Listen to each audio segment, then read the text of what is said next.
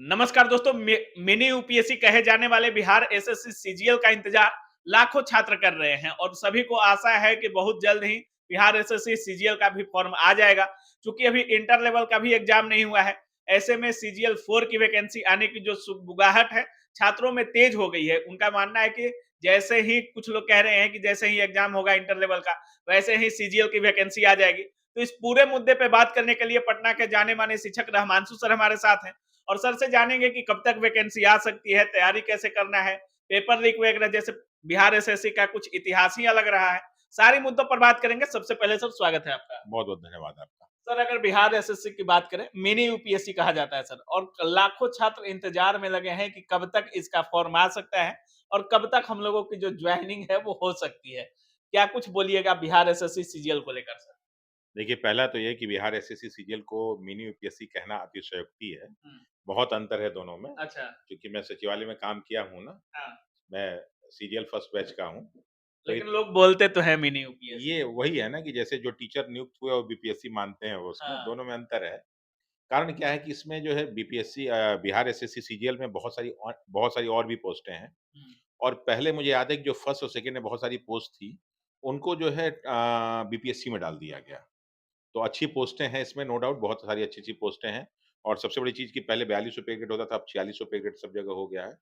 तो निश्चित रूप से एक बहुत अच्छा और प्रशासनिक दृष्टिकोण से बहुत अच्छा पद है, ऑफ़िशियली ढंग से बहुत अच्छा पद है, पावर भी इसको बहुत सारे मिलते हैं।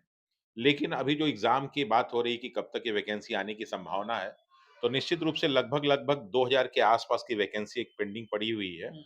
जिनमें कई और भी हैं सचिवा 2000 पोस्ट। हाँ, लगभग 1800 के वही 1500 से 1800 से मतलब 2000 के आस-पास मान के चलिए।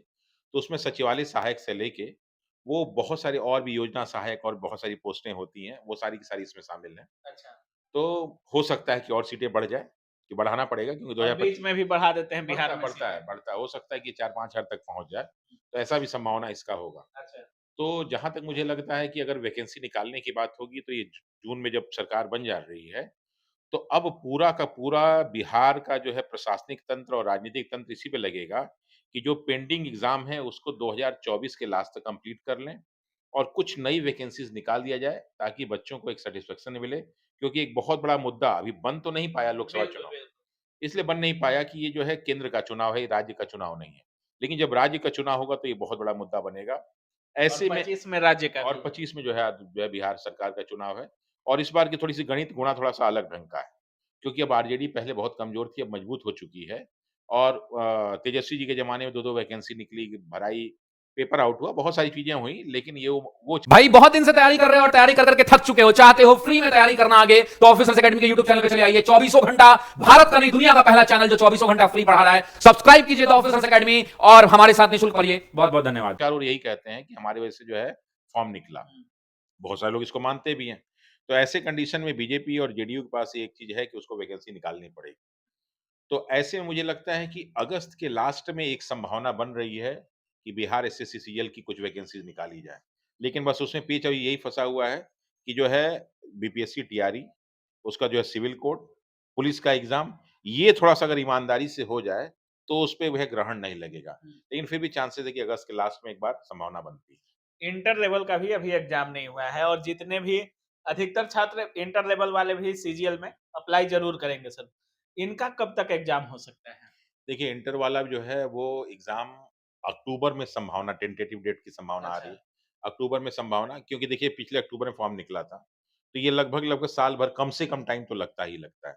उसी बीच-बीच में चुनाव होना, सरकार का बदलना, फिर कई और सारे एग्ज़ाम का जो है पेपर आउट हो जाना। तो इन सारी चीज़ों ने क्या किया कि एग्ज़ाम की डेट को आगे बढ़ा दिया। लेकिन मुझे लगता है कि उसका भी बिहार एसएससी एक बार प्रयास करेगी कि अक्टूबर में उसकी डेट निकाला जाए, अक्टूबर या नवंबर में। बिल्कुल। तो मुझे लगता है सर निकल सकता बिहार है। एसएससी का जो इतिहास रहा है, 2013-14 में जो फॉर्म आया था लगभग 7-8 साल लग गए थे उसको।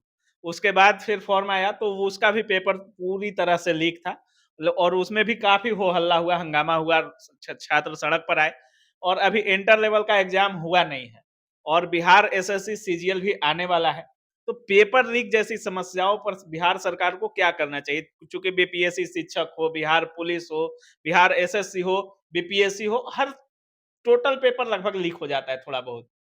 देखिए, सबसे बड़ी चीज़ क्या है मैं आपको बता दूँ ईमानदारी से, हुँ।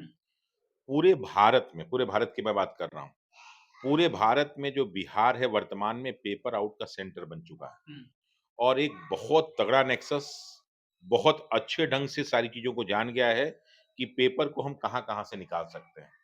तो पेपर छपने से लेके और एग्ज़ाम ने सेंटर तक पहुँचने तक, जो भी अलग-अलग स्टेज हैं जहाँ-जहाँ पे पेपर निकल सकता है, पूरी संभावना बनी रहती है और उनको पूरी जानकारी है और हर जगह उनकी सेटिंग भी है। दूसरी चीज़ एक और भी प्रॉब्लम क्या है कि बिहार में सोर्स ऑफ इनकम बहुत सारे नहीं है रेवेन्यू के और एक मानसिकता बनी है कि जो सरकारी नौकरी में रहेगा वो ब्लैक मनी कमाएगा, एक ब्लैक मनी का भी बिल्कुल मानसिकता। बिल्कुल। तो ये कई कारण ऐसे हैं जो पेपर को आउट कराते हैं। प्लस क्या है कि बिहार एक ऐसा राज्य है जहाँ बेरोज़गारी दर बहुत ज़्यादा है और यहाँ पे बेरोज़गारी दर का एक बहुत बड़ा कारण क्या है कि अधिकांश लोग सरकारी नौकरी चाहते हैं। तो सरकारी नौकरी का क्रेज़ जो है पूरे भारत में सबसे ज़्यादा बिहार में ही है।